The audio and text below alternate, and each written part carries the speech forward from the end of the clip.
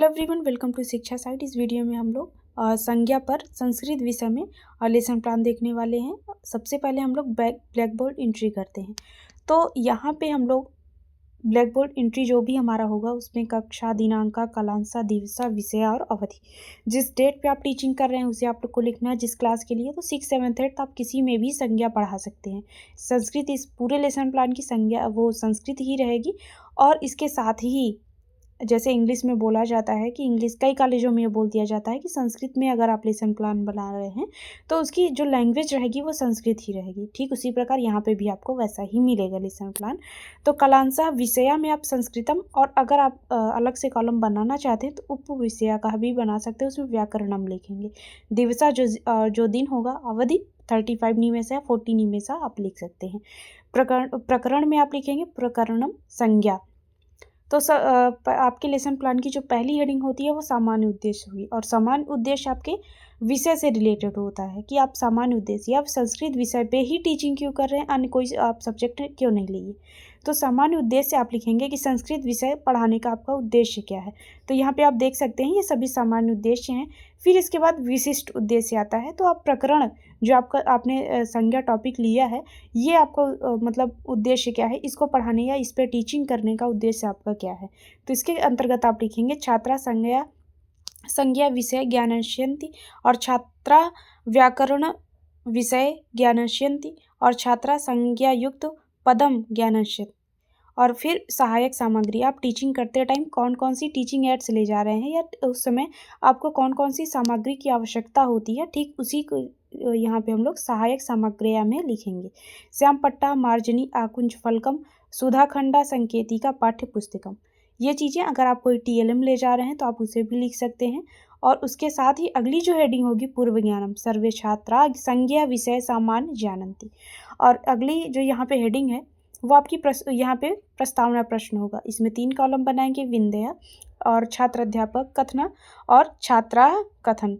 तो यहाँ पे प्रस्तावना प्रश्न ही अगर कोई आपको क्रिटिसाइज करने आ रहा है तो सबसे पहले आपका प्रस्तावना प्रश्न पढ़ेगा। प्रस्तावना प्रश्न के अगर पढ़ के ही वो आपका आकलन कर लेगा कि आपका लेसन प्लान कैसा बना है। और आप कोशिश ये कीजिए कि आप संज्ञा पढ़ा रहे हैं तो छोटे छोटे पिक्चर भी आप अपने लेसन प्लान में पेस्ट जरूर करें। उसके साथ ही साथ अगर आप कोई चार्ट पेपर पे भी कोई ड्राइंग बना के लेके जाएँ जो आपके टीचिंग को बहुत अट्रैक्टिव बना देगा।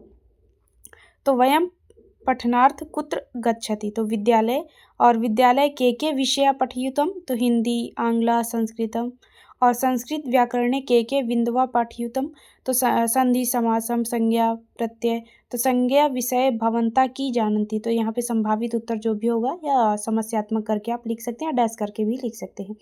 और जैसे ही प्रस्तावना प्रश्न आपका समस्यात्मक प्रश्न मिल जाता है, और या तो फिर संज्ञा आपको बच्चों से संज्ञा शब्द निकलवा लेते हैं, तो उसके तुरंत बाद आप उद्देश्य कथन लिखेंगे। उद्देश्य कथन के बाद ही आप जो भी ब्लैक बोर्ड पे प्रकरण लिखे हैं, उद्देश्य कथन बोलते हुए आप अपने प्रकरण को छात्रों के समक्ष प्रस्तुत करेंगे कि आज बच्चों हम लोग संज्ञा विषय पर यहाँ पर पढ़ने वाले हैं या संज्ञा विषय पर चर्चा करने वाले हैं। तो आप इस लेसन प्लान में लिखेंगे प्रियांशा छात्रा अद्य वयं संज्ञा विषय विस्तृत रूपेण पठिष्यामः।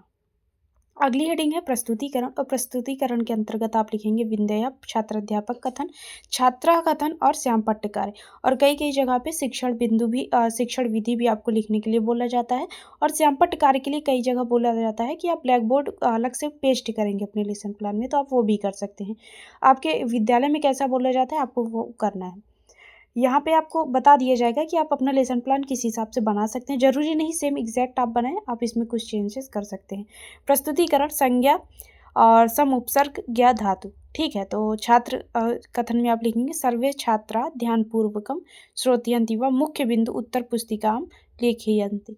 फिर परिभाषा जो संज्ञा की होगी वो आप लिखेंगे। उदाहरण में जो भी आप रामा, जयपुरम, बालका, लोभम, जो भी आप लिखना चाहें वो लिख सकते हैं। संसारे व्यक्ते जातीनां वस्तूनां स्थानां भावानां च नामानि संज्ञे भवन्ति।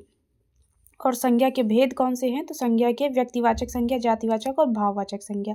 और जो भी आप यहाँ पे एक्सप्लेन करेंगे उसको साथ ही अपने ब्लैक बोर्ड पे भी यहाँ पे छोटे छोटे पेपर आप पेस्ट कर सकते हैं, ब्लैक कलर के, उस पर आप लिख सकते हैं। आगे यहाँ पे होगा व्यक्तिवाचक संज्ञा क्या है, तो उसके बारे में आप यहाँ पे बताएंगे।